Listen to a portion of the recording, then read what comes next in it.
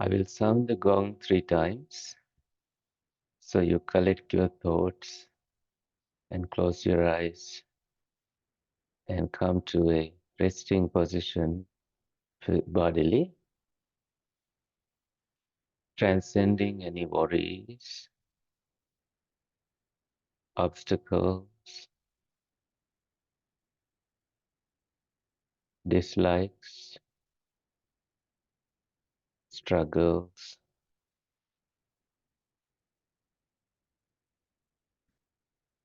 anything of that sort.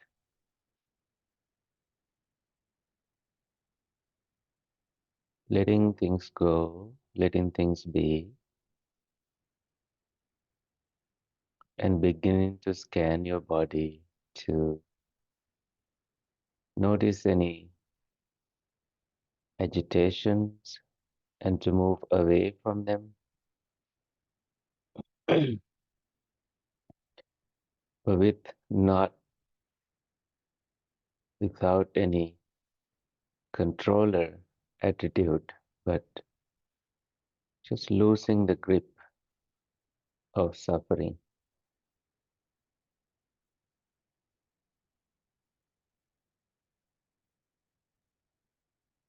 Let's begin scanning the body with eyes. Now your eyes are closed. These thousands of muscles, they are actively looking for things and trying to stay closed. You begin to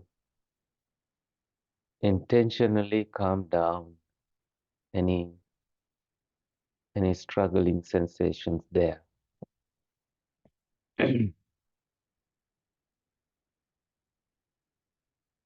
Now you can adjust your neck to completely distribute the weight up there to your spine so there is less weight to the body. So not too leaning forward or backward, and your back of the head is relaxed. The crown also is relaxed, and your entire face is now relaxed. If you want to put a gentle smile, feel free to do so.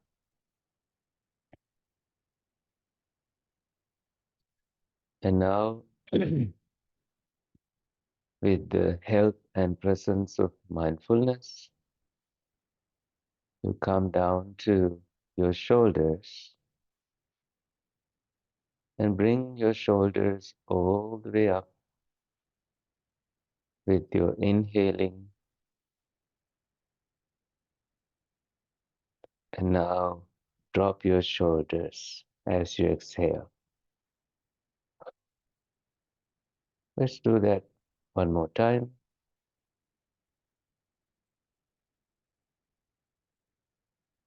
And drop your shoulders. Now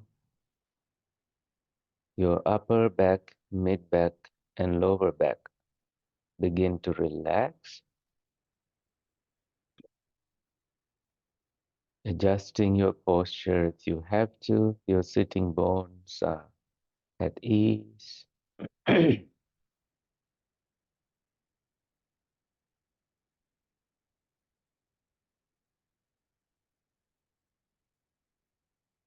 With a sense of loving kindness, you are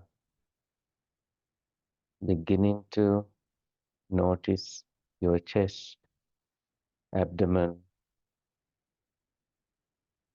and this below belly area being relaxed. Adjust your body if you have to.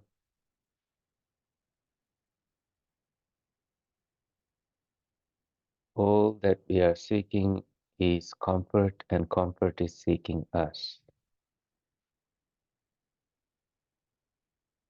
Now notice the position of your hands,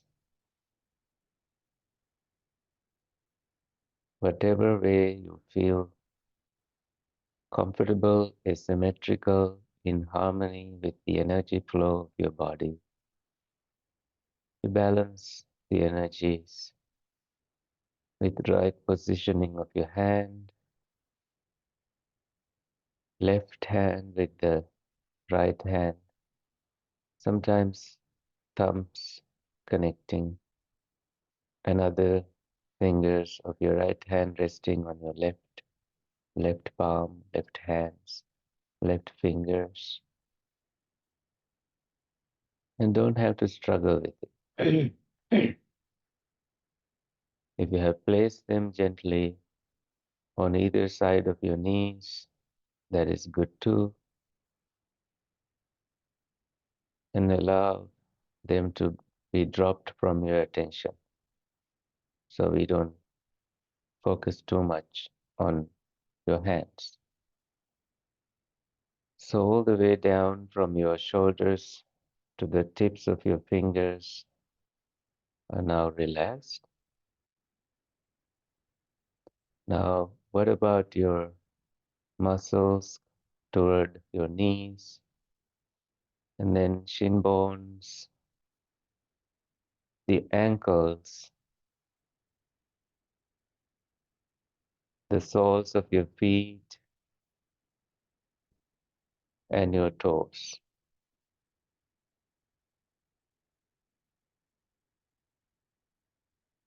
With a fraction of a moment, you infuse a sense of peace, comfort to these parts of your body,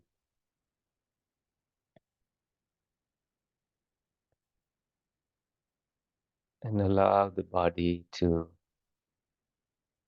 come to a very, very, very calm, resting, relaxed, tranquil position.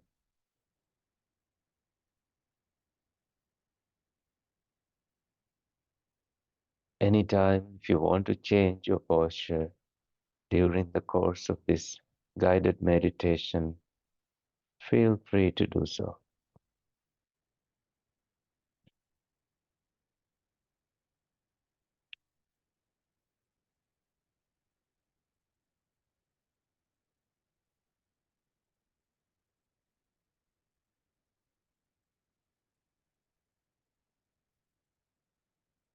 Now, with mindfulness established to maintain an upright position of your body, allow your awareness to reveal the rhythm of your breath, breath coming in, breath going out,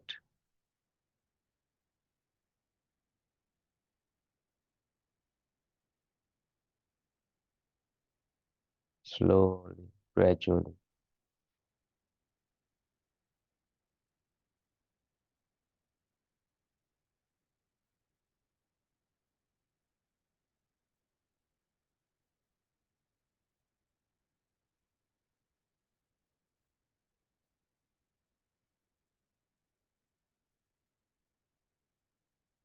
And this precious moment when the breath is happening, you can tell yourself that this is happening now, not in the past, not in the future.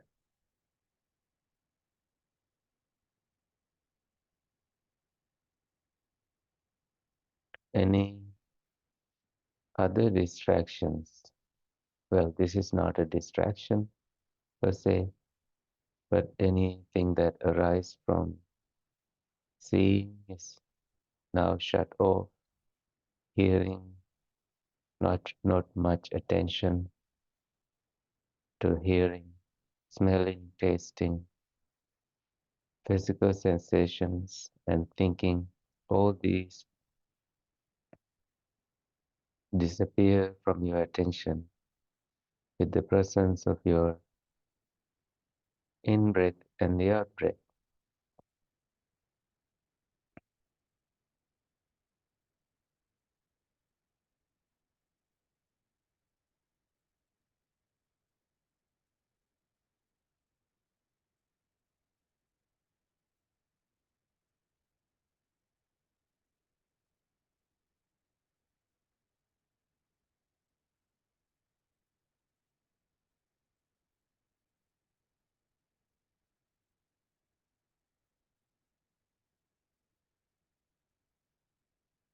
Applying mindfulness to notice the details of your in breath and the out breath,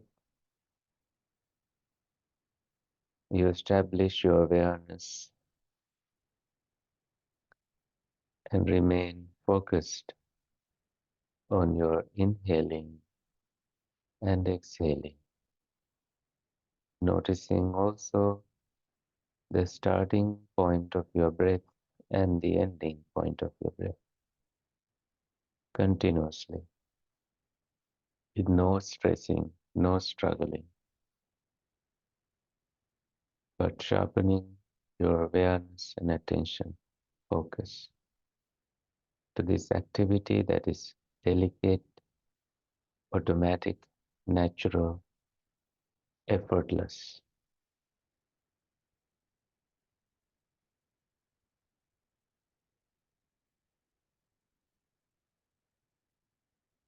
Notice the expansion of your awareness in the entire upper body with the rhythm of your body's breathing, shoulders, chest, breathing.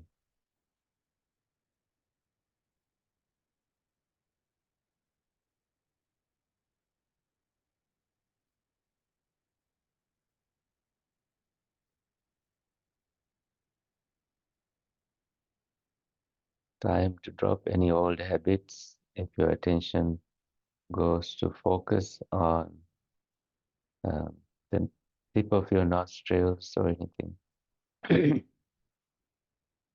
Because it's not only there, you feel the breath.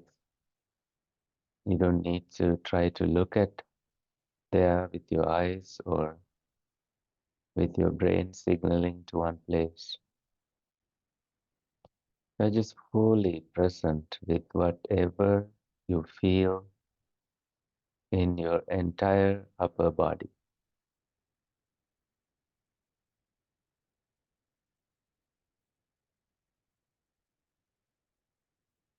Calming these bodily sensations, you breathe in and breathe out.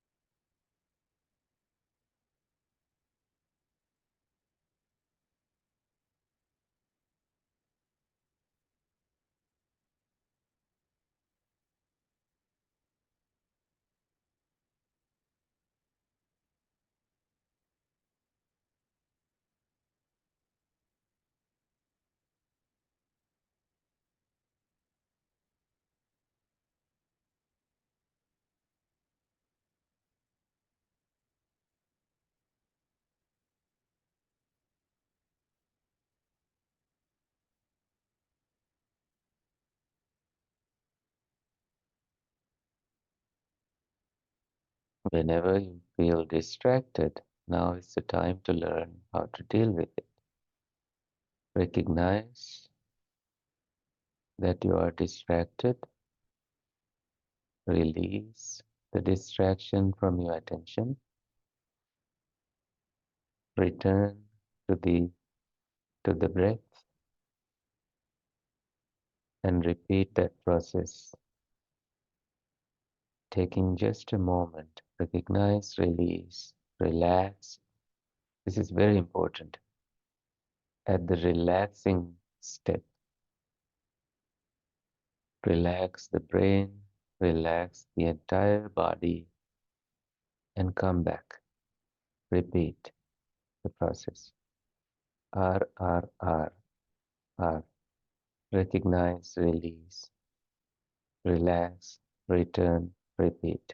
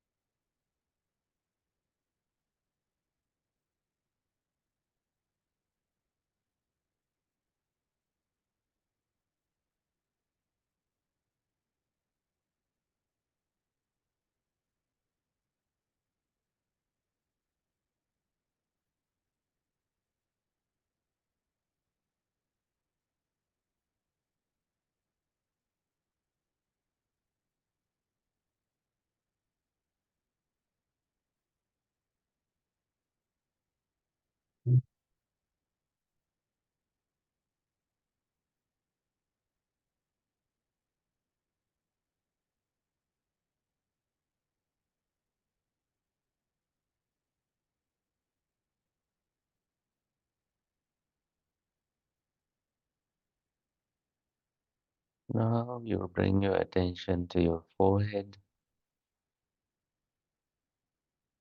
The body is completely calm and you are upgrading your experience to focus on the radiance of your mind.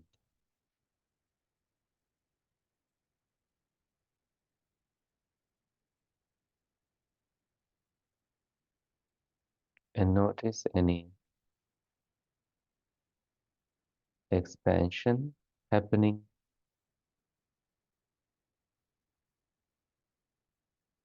The field of your awareness is now expansive.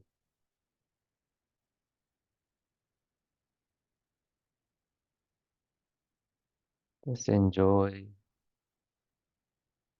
being the relaxation, being one with it.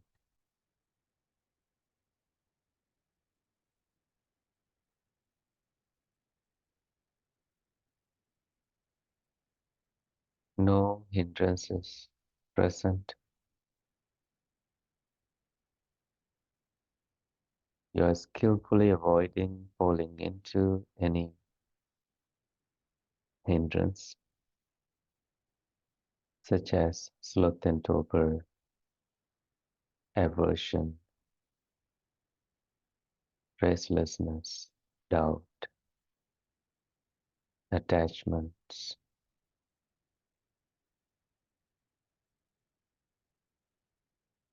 Everything feels like pure, bright, delicate awareness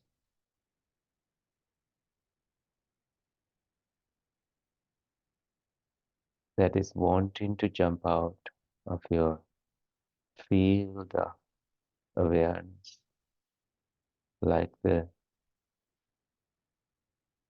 flickerings of the sun radiating across the universe.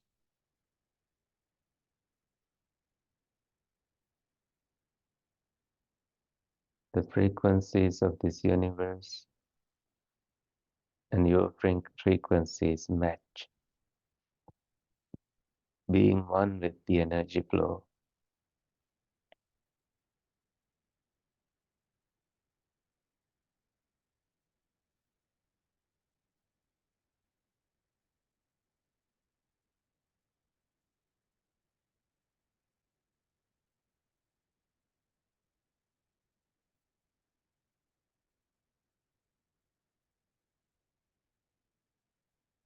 You have the courage to deal with anxiety. If it arises, you notice it's arising. Notice it being present and you accept it without any reaction, without any struggle, without pushing it away, embracing it fully, not feeding it. And when conditions disappear, it will automatically disappear. And with that process, we become more resilient and we, b- we unlearn the negative side of it, negative judgment of it.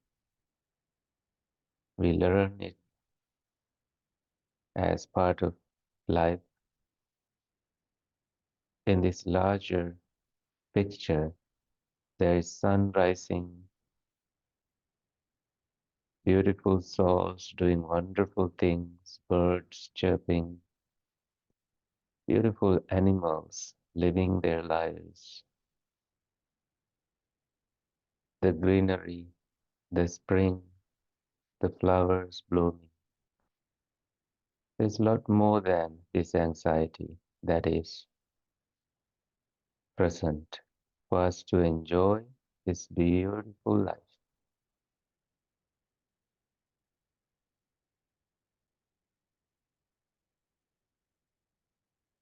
And now, with right speech, right actions, right livelihood, right intentions, we become higher beings who frequently travel to higher frequencies by uplifting ourselves with the fuel of our own goodness, by unplugging and taking a break and delving deeper into the field of awareness that is always here, that is our home, landing there when we feel lost, abandoned, unnurtured, unwholesome, with strong discipline, strong character, strong motivation.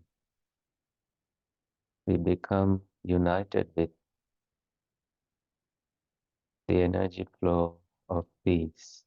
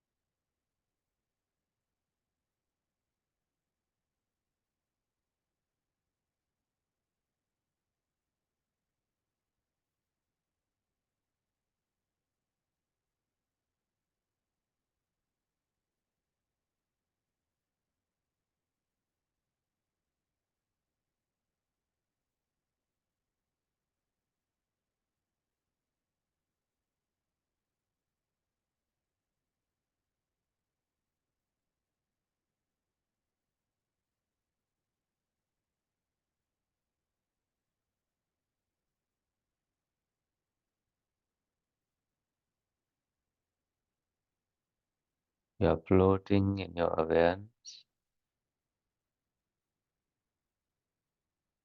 Time is slow.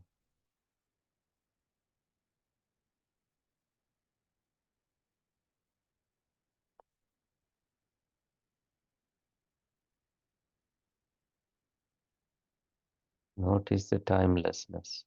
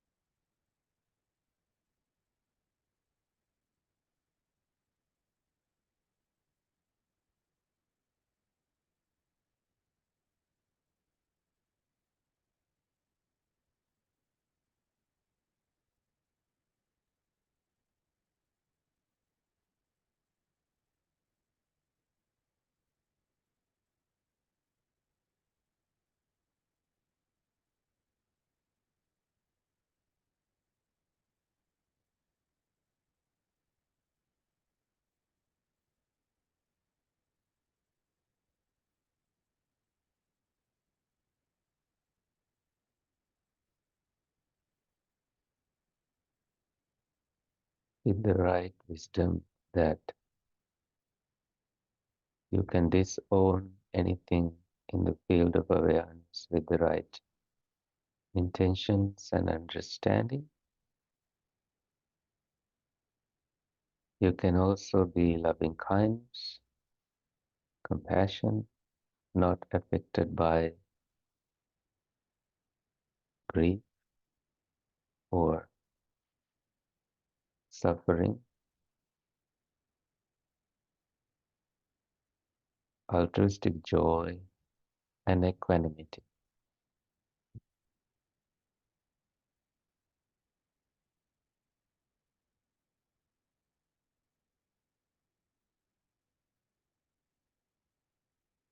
With the goal and intention of cultivating these in our field of awareness, we will now gradually come back to the body, to your home, to your other home, with a sense of deep healing, calmness, gratitude, good health, and well being. When you hear the sound of the gong, not sure if the Zoom participants can hear it, you may come out of your meditation.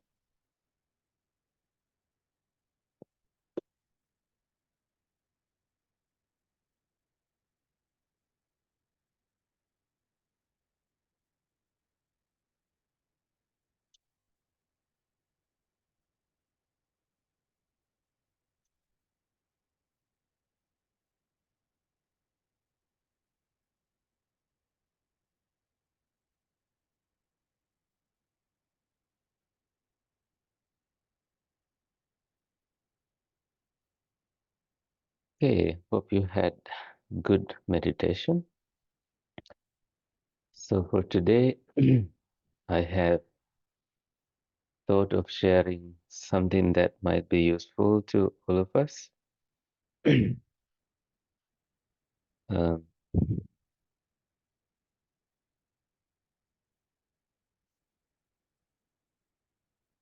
this can be the motto of everyone's life,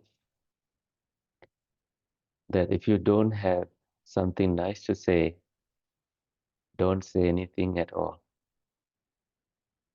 I think this is so important for all of us.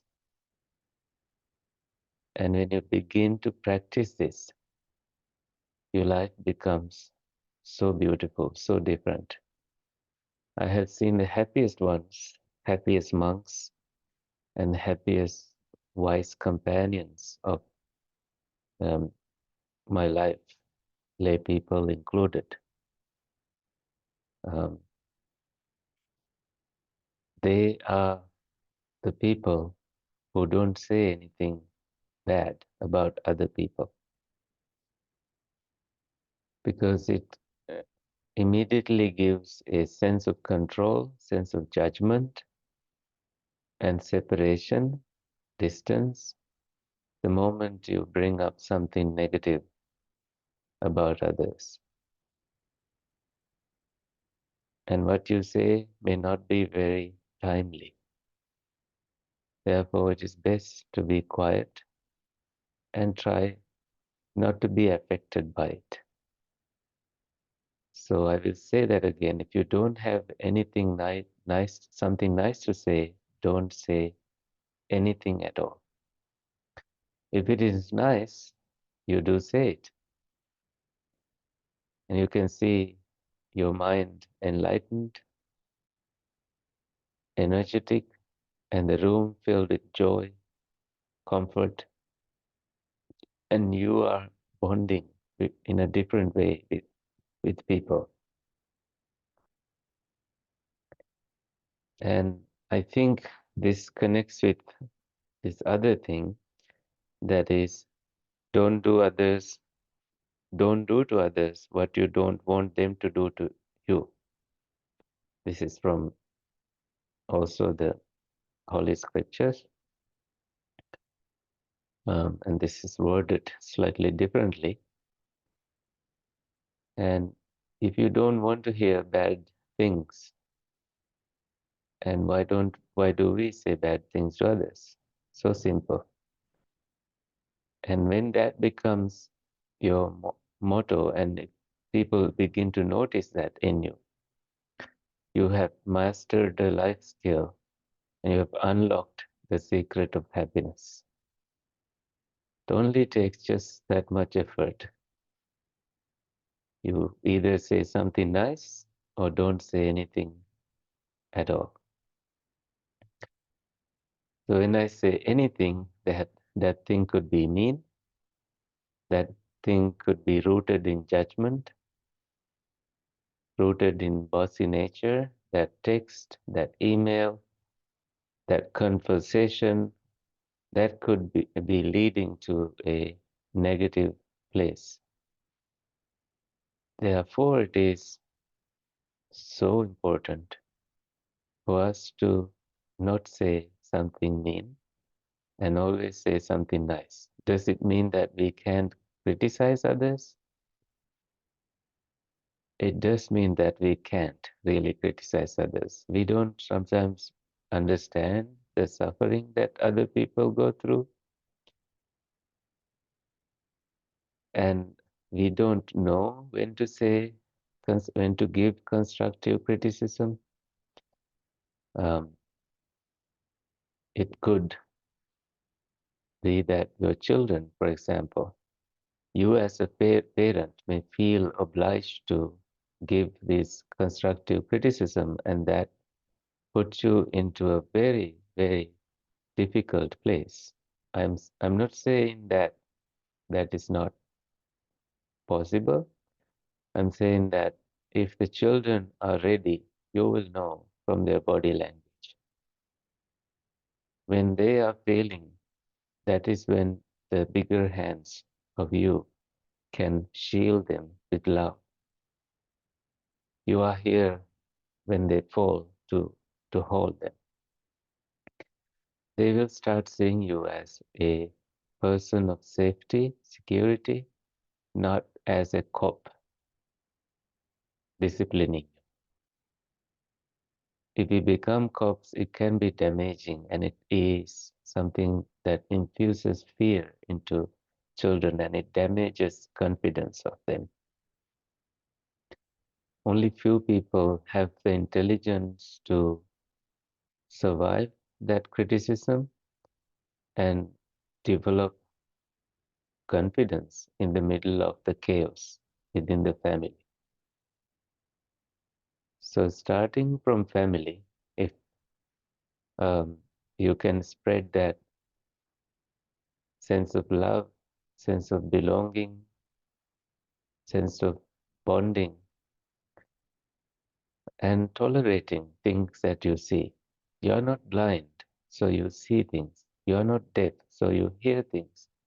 But again, you keep things to yourself because you are a happy being inside.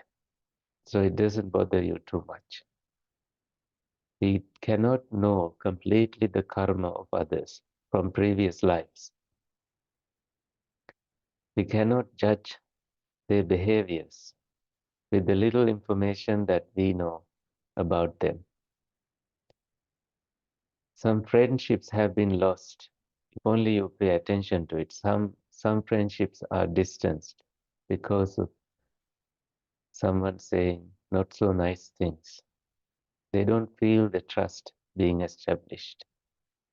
In Buddhism, there is this concept of trust that is the best relative, Visasa Paramanyati. The best relationship is built on trust, not built on blood. Stronger relationships are built on this trust and mutual understanding. There's no competition there, there's no going anywhere. There's just this holding space. When they speak, you notice the pause. You do give deep listening to them, not just hearing them, not selectively hearing them. You do notice their emotion, notice their body language, notice the rush, notice the pause. You are there, fully there. You don't become machinery correcting others and wanting them to be perfect around you. That is creating so much suffering to you by trying to correct others. We do love correcting others. We tend to develop fault finding minds. we tend to be unmature about it, and then we get hurt. Therefore, it is so beautiful. It makes your life so beautiful if you can just stay at peace, not say anything mean to anyone, not pass that judgment, not gossip, not lie, not slander. Gossip dies in the ears of a wise person. Gossip dies in the ears of a wise person. Isn't that beautiful? You hear something and you don't manipulate, you don't tell double.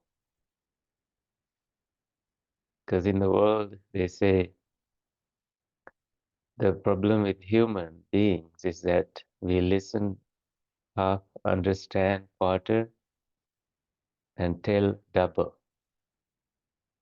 And this doesn't happen with us because we hear something and that dies there. And with that, you can develop a sense of harmony with your mind and detox your mind and make yourself a comfortable place in your mind home. Isn't that beautiful to experience that? And it starts by switching off the senses to correct others. Because correcting others is driven by ego, bossiness, ego in these three forms: low self esteem, high self esteem, comparing oneself to others. All three, the Buddha said, is unnecessary. These are called Hinamana, Sayamana, Sadisamana. Hinamana is low self, thinking that we are lower. And Sayamana is we are higher. And Sadisamana is you are equal to someone. All three is just mind-made stuff. Noticing that things change and then they change again. And by changing yourself, you change the effect of that circumstance. This is making your life a meaningful, beautiful place. With that, we can also focus on our intentions. So, with the right intention, you can notice what you're going to say is meaningful, beautiful, and well intended. If not, you don't say it. You will notice anger disappear, and that you can abandon anger. You become a joyful person, and it's just so naturally you afterwards. And it brings the healing that is always there to arrive, to come, to be here for us. Okay, so that is Dhamma Chinta, thoughts of Dhamma for today. If you have questions, you may type and ask. Um, feel free to bring them. Can you hear me now?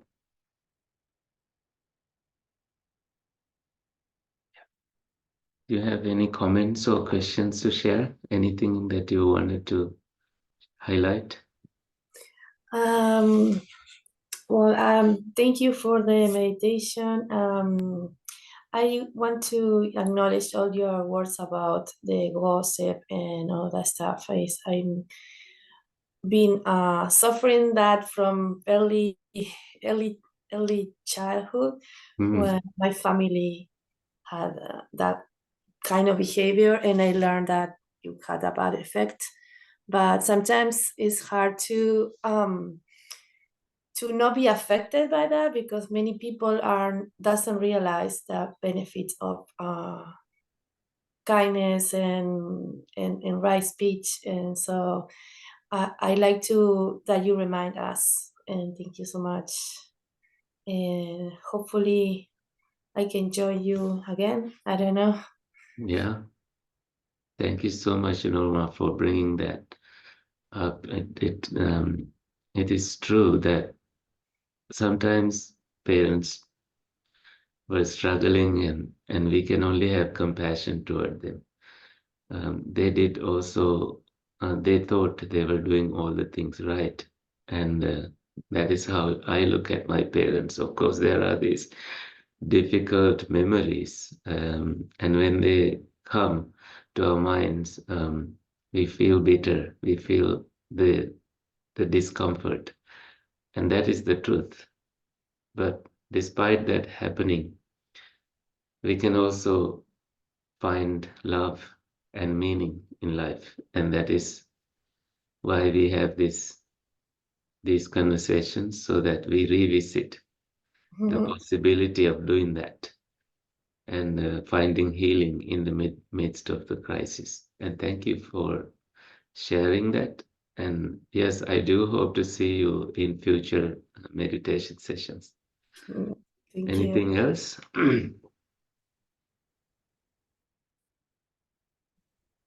Good morning. Good morning, Uh, Susan.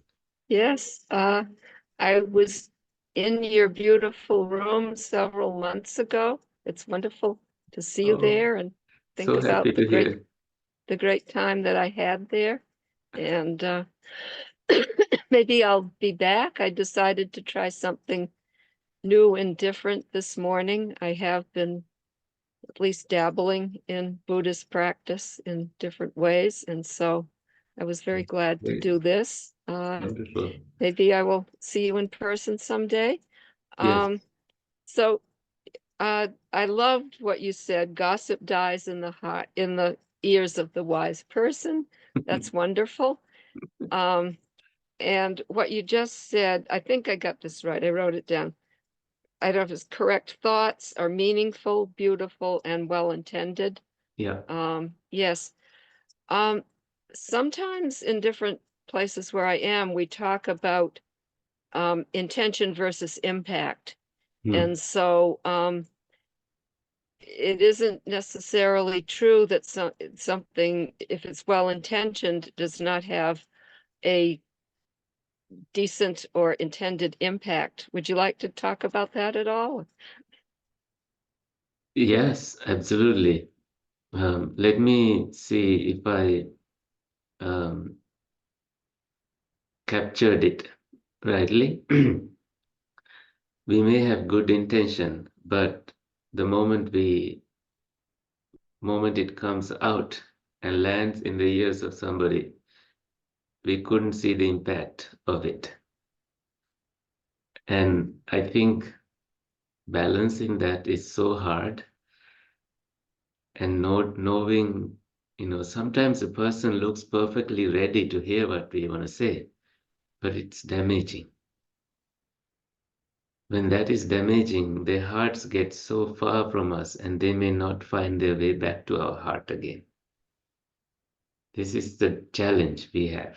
Mhm. And Yes, therefore, if we can still contain it and cultivate patience, and maybe it's highly unlikely that anyone would ask for advice if they don't think that you are in a position to give good advice. Um, I think there is growth and mutual bonding when both persons are ready and weigh the impact of the landing of what we want to say. right. So yes, it's a very wise thing there. Make sure someone is asking for your advice before giving it. Absolutely, absolutely. Sometimes people do ask, they may not be necessarily willing to follow the advice or Oh, hear yes. hear so much from us. We may get worked up too much about it. That's our minds getting there without us wanting to. And for some reason, some people feel those who ask advice may be passing through a low phase of their life. And all we can do is to say, yeah, Thank you for noticing, or thank you for reaching out. You can say, I don't have advice for you. I can give companionship for you. Let's go have tea, and I will be here to um, listen. If you truly, truly need advice, I can take myself out of it, so I'm not suffering with you, but I am able to understand, what might help you. And that is a very safe place for both of you to share. And that you can use the sandwich method. That means you put a layer of something good and then something greater in the middle and then something good again. Mm, So it's a very delicate thing. mm. That's what makes a good sandwich. Yeah. Well, years ago when I was working, I was, part of teams developing software. And sometimes there would be sessions where a whole group of people would be in a room, and the purpose was to get some constructive criticism about the software. And software developers can be brutal to each other. Hmm. Um, and a very wise leader said, start out with something positive. And Yeah, that's kind of the first part of the sandwich you just talked about, because then I think the person who maybe had to make some changes would hear the message better.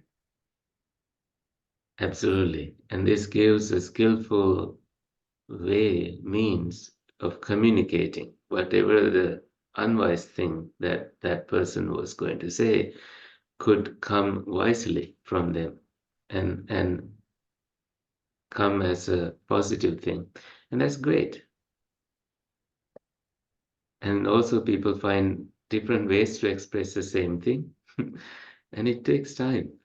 Our minds Mm. are not always, prepared to say the right. That's, yeah, the art of diplomacy and what Yes, you say. yes, yes, yes. Thank you. Thank you, Susan. It's so beautiful to meditate with the two of you this morning.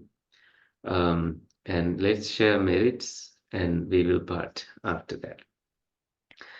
May the suffering ones be suffering free and the fear struck fearless be. May the grieving shed all grief and may all beings find relief. May all beings share this merit that we have thus acquired for the acquisition of all kinds of happiness. May beings inhabiting space and earth, devas and nagas of mighty power share this merit of ours. May they long protect Buddha's dispensation and good teaching. Sadhu, sadhu, sadhu. May you be deeply well. May good things happen to you. Have a great weekend. See you next time. Thank you.